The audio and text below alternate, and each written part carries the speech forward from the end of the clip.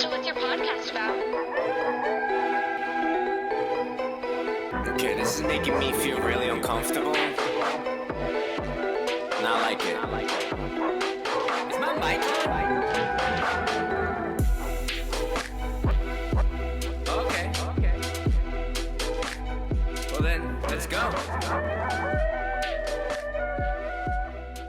Anything that you've kind of like programmed into yourself, Practice. yeah, practice makes perfect. How do you get to Carnegie Hall? You practice. Wes Huff said something I heard this week, and he was talking, and he said he talked about why it's good to have the discipline and to like continue to like seek God and like, you know, really make this connection. He says, because when the storm comes, he says, like, you know, it's too late for the tree to grow deep roots in the middle of this, you know, in the middle of the storm. Like, you know, the roots, when if they're growing before the storm comes, when the storm does come, it'll be grounded in something. So like the practice is like, that's what we do. Like we talk about these things, you know, like it helps me grow these roots. Something you just said reminded me of something else I wanted to say, though. Sometimes, no matter how much you prepare and grow your roots, you still get knocked down. Yeah. Like, I mean, it's a stupid example, but it's definitely one of the 27 things going on in my life right now. Perimenopause, like everything that I have done and learned that works for me physically, emotionally, daily, spiritually, is just joke right now. Like it's a joke, you know, like there's just nothing fixes it. I don't know what's wrong. What the you know, and like I just have to be like, no matter how much I prepared and worked on this and tried to make sure this doesn't happen, it's happening. And so when that does happen and you fall over, you got to be honest about the fact that you fell over and you don't know what the fuck you're doing, no matter how good you got at those roots. You know, no matter how long they are outside the ground right now. Like, look what I've created. It's all uprooted. It doesn't matter. That's what reminds me in recovery literature about the unguarded moment and the mental blind spot or something like that. You ever remember that term? There's a term about like the mental blind spot. The unguarded moment, the mental blind spot. Right. Like they talk a lot about these moments where it's like, oh, this is unexpected. Yeah. Like he says, like, you know, Cannot prepare. Cannot and will not withstand the low points and trials ahead, right? But prior to that, he talks about being ready, and like I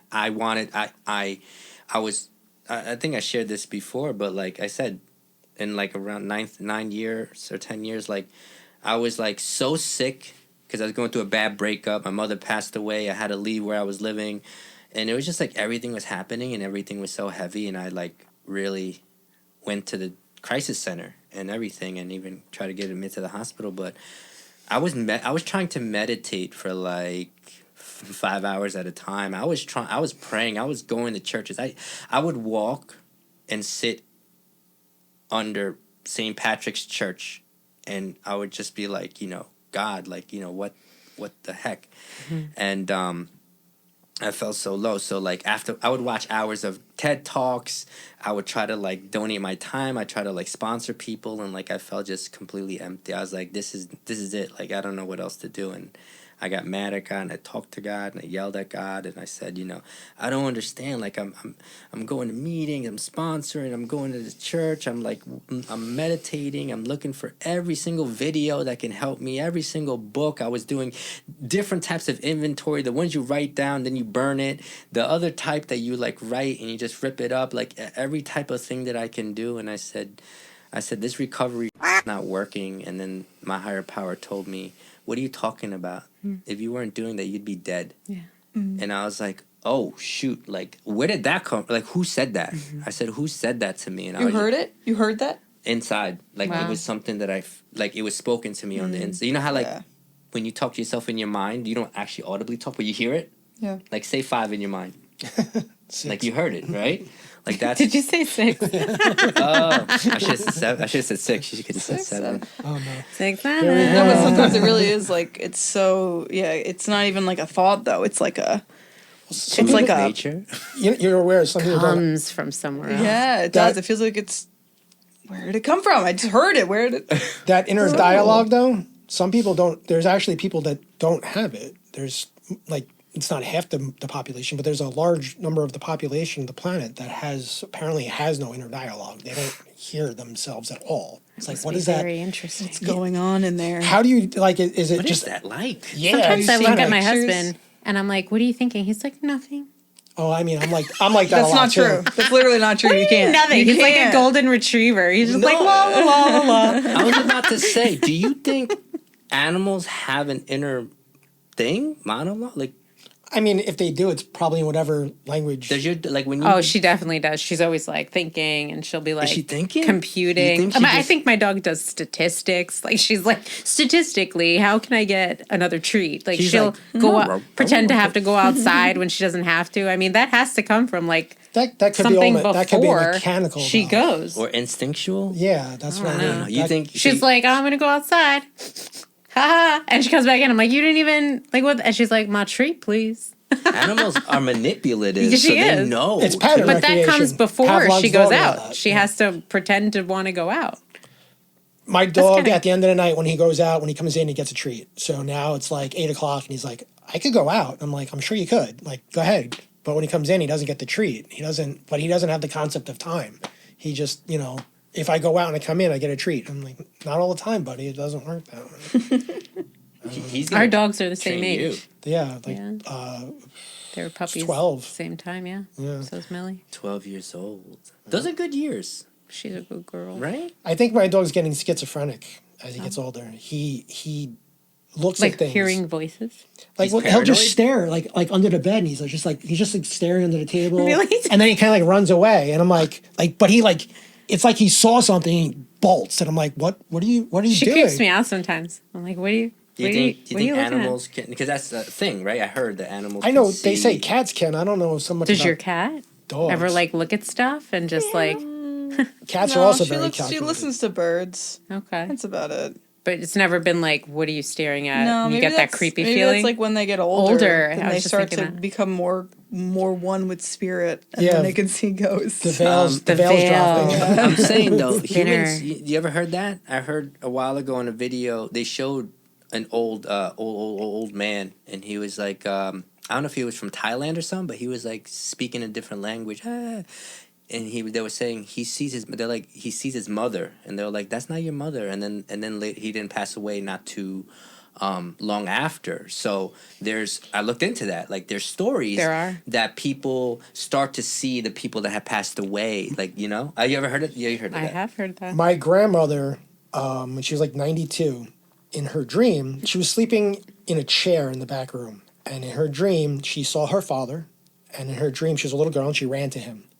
And that simultaneously, she fell out of the chair and like broke a bunch of vertebrae in her back because she was like 90-something years old.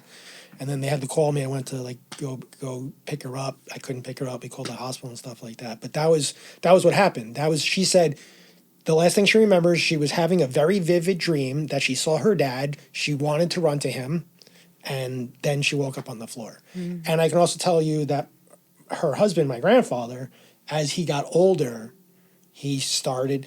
He believed in like the occult and stuff like that too, but still, you could tell.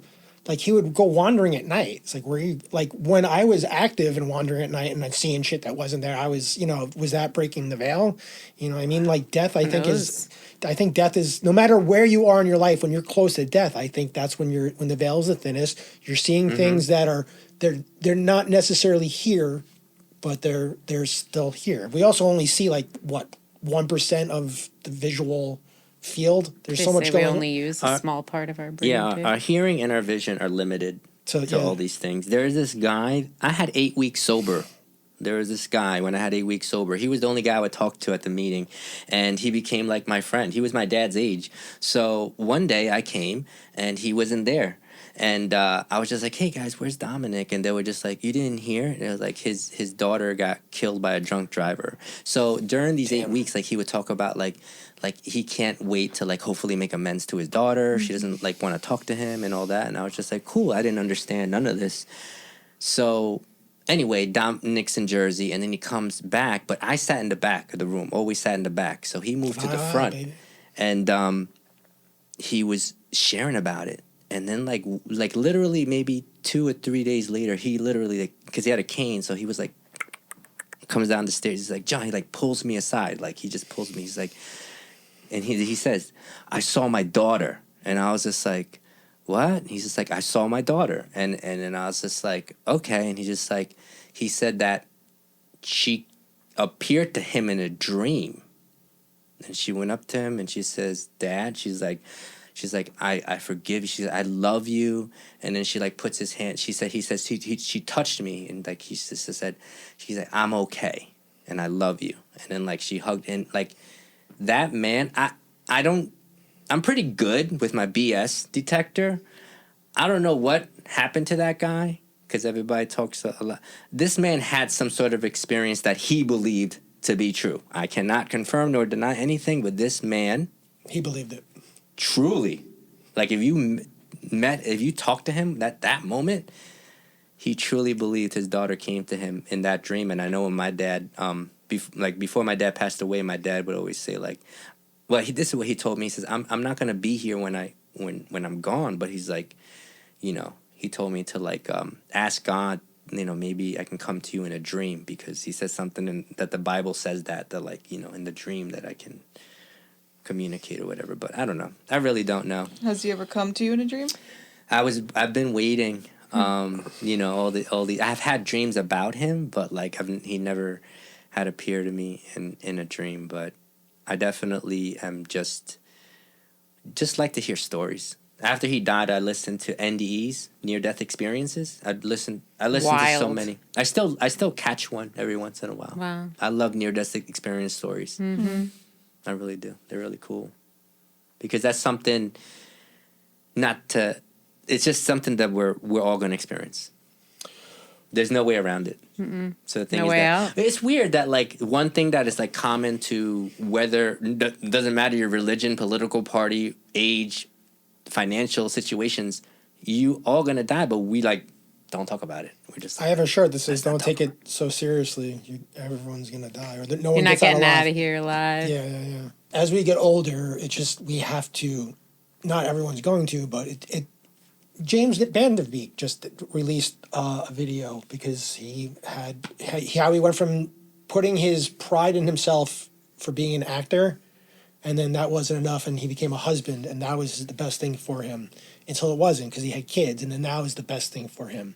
And then over the last year, he was dealing with the colon cancer and stuff, and he had to create a relationship with himself, with death, and with God. And he said, if God can love me, who am I not to? You know what I mean? And as I've gotten older, my relationship with death, as I've lost more people in my life, as I come closer to that age myself, and anyone can go at any time, but like, I used to think of it as like a punishment. It's not necessarily a punishment. It's, plenty of people do things that would worthy punishment, but they don't die like that. I think that in the end, it's the one person who is not troubled by their death is the person that dies. It's everyone else around them. You know what I mean? Wow. To one extent or another. And it's almost all the near-death experiences that I've ever heard, they're all the same, where like it was like complete oneness and peace, and there was no fear, there was no anxiety, it just felt like an overwhelming sense of like love and acceptance and oneness with everything, and you yourself and all your worldly problems didn't even exist. It didn't even matter. You know what I mean? I heard that too. I heard someone recently say that the other life is more realer than this. He goes, this is the one that feels fake. He goes, when he passed, he said that it felt more real, like it was a real thing, and I totally understand that. Funny with DMT.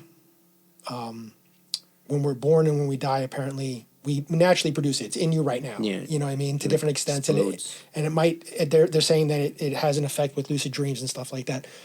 But people when they smoke it, will go in this alternate reality that could seem like an infinity, but that reality seems realer than this reality. Even when they come back, they're like, that seems like that's the real, and this is the dream. You know, and philosophers have said that for thousands of years. What if this is This is the dream. I Marilyn Marilyn. often have that thought that somehow or some way I'm going to eventually be like, oh, this didn't matter like I thought it did. Or that I've had does that thought, or, you know, I think everything matters and nothing matters, right? Like the balance somewhere in between there. Another thing that I've heard people share from near-death experiences, and my experience with like heavy psychedelics, like 5-MeO and stuff like that. Yeah. The appreciation when you wake back up, when you're like, because like the near-death, you're like, you're not here, you're not in your body, you're somewhere else, wherever you're experiencing. I know with me with 5-MeO, I was like not here. I was gone. There was no me. When I came back, at first I'm like, what the hell's going on? But then like the next day, I was like, you know, for someone that was suicidal, I was like, I am so grateful that I'm alive. Like I had more appreciation for this life. You know what I mean? That's even though that seemed better, I was more grateful for this than I was before the experience. But I like what you said before, and I'm glad that you said it, and thank you for saying it. Like, I thought I was crazy that, like, after all I've been through, like, I'm so okay with death. And, like, I remember when I had 3 years sober. So for those listening and don't know, I have a little over 12 years sober. When I had 3 years sober, like, I was very peaceful and accepting of death, and I accidentally said that. I'm like, I'm so happy that if I died right now, I'd be okay. But to my therapist, so she was like, what'd you say? And like, so she got really concerned. But like, I still am now more if I didn't wake up tomorrow, like I'm like nothing, everything matters and nothing matters. Like this matters so much to me. Like I'll get frustrated if stuff starts breaking down. But at the same time, like if it all got washed away in a tsunami, because we're on an island, it's all, or like, you know, I don't wake up, like I'm also kind of okay with it. Now I think, is it an age thing because I'm getting older? And I'm kind of curious because you're the youngest one here. Like, how do you feel about talking about like all this? I don't think stuff. about this stuff a lot, honestly. I don't think my mom actually mentioned it the other day. Well, not the other day. She's talked about it. She's like, oh yeah, as I'm getting older, like I think more about my own mortality, and I'm like, yeah, I don't think about that, honestly. It makes sense. I mean, I have these thoughts probably more when I was suicidal, when I did think about it a lot. But now I'm like, I have a life to live. I have things to do. I don't know what it is yet, but like, yeah, I am curious. I want to listen to more near-death experiences, though, because that sounds cool. I like that. It gives me hope. It gives me hope for life, you know? Yeah. I like that. There's a big difference when you can say 70 years in the future and when you can't. You know, so I think it gives you a very, when I'm like, ooh, 40 years is like, maybe. Maybe I'll make it to 84. That's weird. Yeah, so it's for you, weird. that's weird, right? Because I remember a time where it was like 70 years from now, we're going to be like blah, blah, blah. And 7 years from now, I will definitively be dead. Like definitively. Man. Yeah. So it's a 70 different, years. it's a different I could still be perspective. kicking. Exactly. 49. My parents had me when they were 19. When I was a kid, they were so old to me when they were in their 20s. You know what I mean? They were in their 20s. I'm like, my grandparents are only a little bit older than actually one of my grandparents was younger than me now, I think, when I was born. I forget the exact numbers.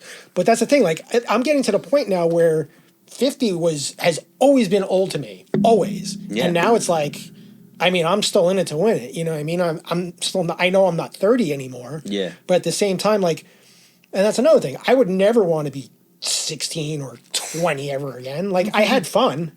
You know what I mean? But like, my 30s were better than my 20s. My 40s have been better than my 30s. Yeah, you my know 40s what I mean? are better than anything in the world. That's what I mean. Like, it just keeps getting better. Like, it's almost, I can almost understand how people are out of touch with like Gen Z or whatever, because our worlds are different. But My 40s better than I feel like it's better than my 20s, but also in my 20s I was doing drugs, acid, doing all this crazy stuff. So I mean that's just my experience. But being 40 versus 20, Eminem said I'd rather be 80-year-old me than 20-year-old you, and like I would rather be 40-year-old John than 20-year-old John right now, only because it's so much better. Only because like I don't feel there's no more chase in me. because there's nothing that I want to chase. Like when I was younger, it's like I gotta get I have to have a life, I have to have a career, I have to and you have to need to go to school and stuff like that. But now I'm more settled in where it's not retirement, but like I'm very content with my life, and I think recovery has a lot to do with me being okay with less and less, or being happier with more little and little. But just real quick, because again, not to single you out because you're the youngest. Youngster. Does 50 where you're at, does 50 sound old to you? And you can be honest. It's not old, but it's just like, I mean, my parents are like 55, so They're old. Your parents are old. they're not old, but I think like old is like 70. Like you're getting old now. Like that's like, okay, you can't do things like you could do before. I feel like 50, you could still do a lot of stuff. You could do. I feel like when I was funny 20, stuff. I felt like when I was 20, 50 is old. And me Oh, being yeah. 40 is like, it's not that old. No, it's really not. I think the world's a little bit Changes. different too now, though. Like nowadays, people live like half of Japan is over 100 years old. You know what I You mean? can do a lot more as you age. Yeah. Social media changed everything in a way where like now people that were older, but we're all like on a very almost the same playing field. Like it's evened it out with information, evened it a lot of stuff out that wasn't back in the day. Like social media, in my the way I'm perceiving it, is I see a lot of people that are just more youthful than I'm a youthful 45-year-old. Like me and Theo Von, like are both the same age. He's 45, and like when you see him, you're like, I don't see him as anything. I just see him as Theo. You know, I don't see him as He doesn't look 45. 45. Right?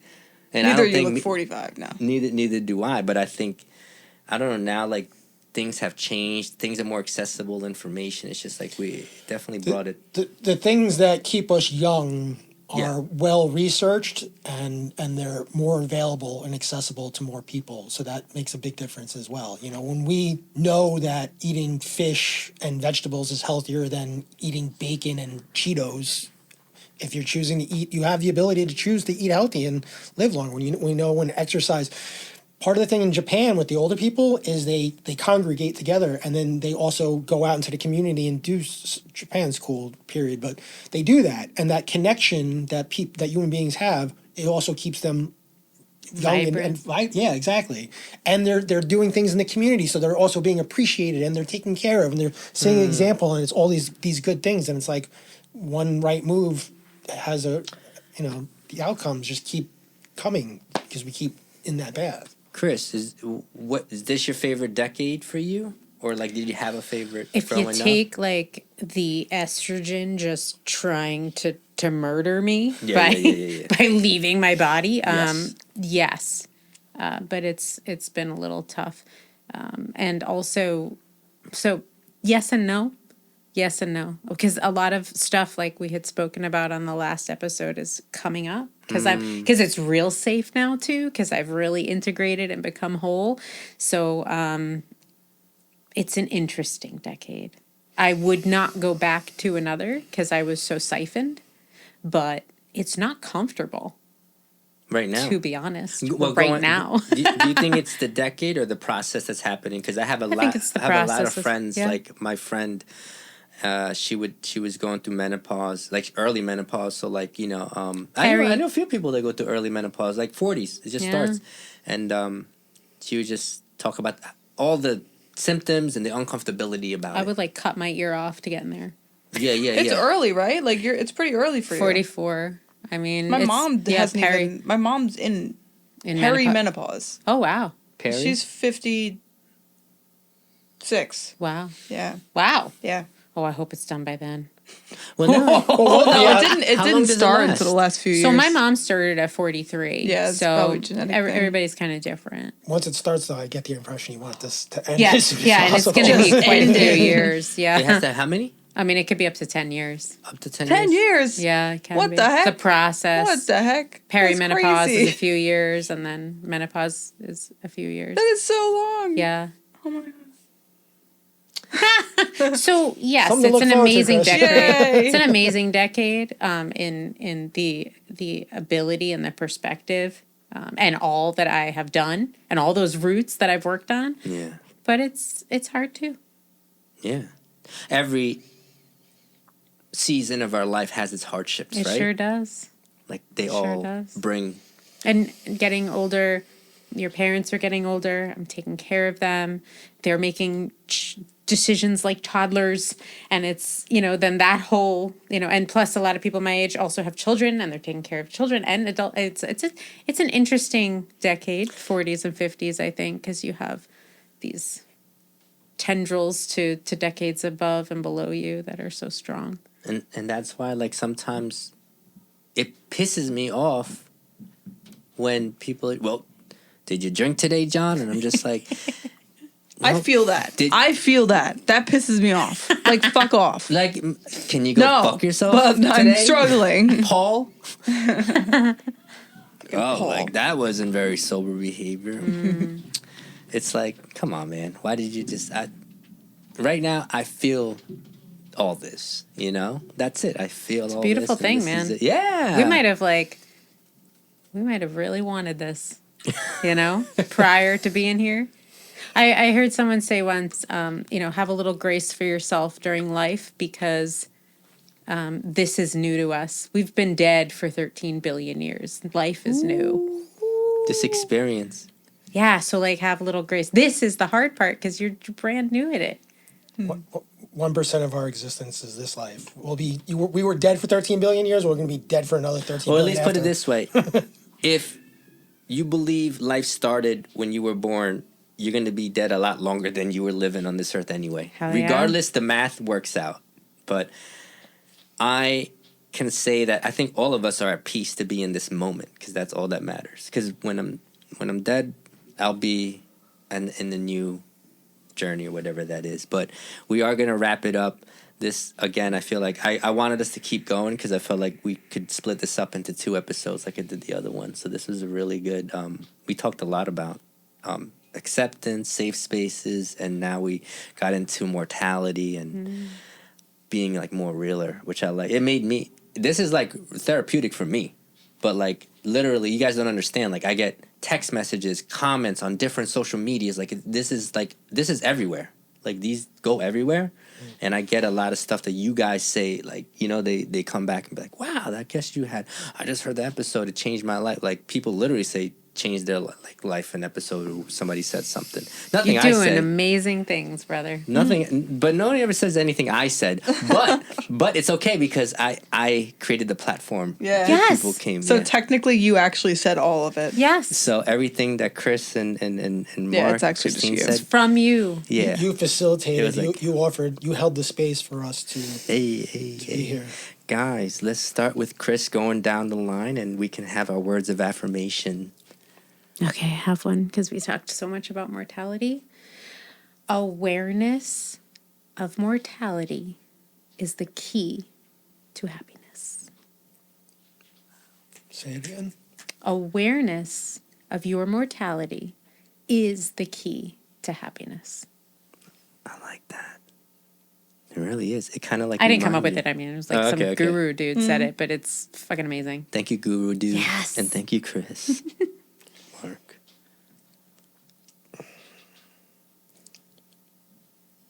Your feelings and your emotions and the way you respond to them, react to them is a choice. You choose to be happy, you choose to be angry, you choose to be sad. Take a second to step back and look at that. I can't make my problems smaller, but I can't make them bigger either. I'm choosing this. If I don't like it, I have the ability not to. You're choosing it. I want to say, life is short. Eat that ice cream. Get the pancakes. It's delicious. Put ice cream on the pancakes and make sure that they're chocolate chip pancakes. With bananas and whipped cream too. Go all I'm making it in a smiley face. As you can Yeah. tell, I didn't eat since breakfast. All I had was a breakfast sandwich. I'm on day 3 of a fast. Oh, wow. Woo! Yeah. Fasting is great. I fast. We'll talk about that another time. Tomorrow I'm going back to food full on. Okay. Go slow. Don't do it all at once. All protein, steaks. Yeah, stuff. just I'm eat good. a peanut. I've done it before. Christine. Be you, love you, open your heart, live in your heart. That's it. I love Wow. it. Guys, I love you very much. Thank you for coming on the podcast and always giving up your time, because this is super awesome and I got a lot out of it. So, all right, guys, we love you very much. And until next episode. So what's your podcast about? Okay, this is making me feel really uncomfortable. Not like it. Is my mic on? Okay. Well then, let's go. Hey, everyone, look here. Quiet coyote. Quiet coyote.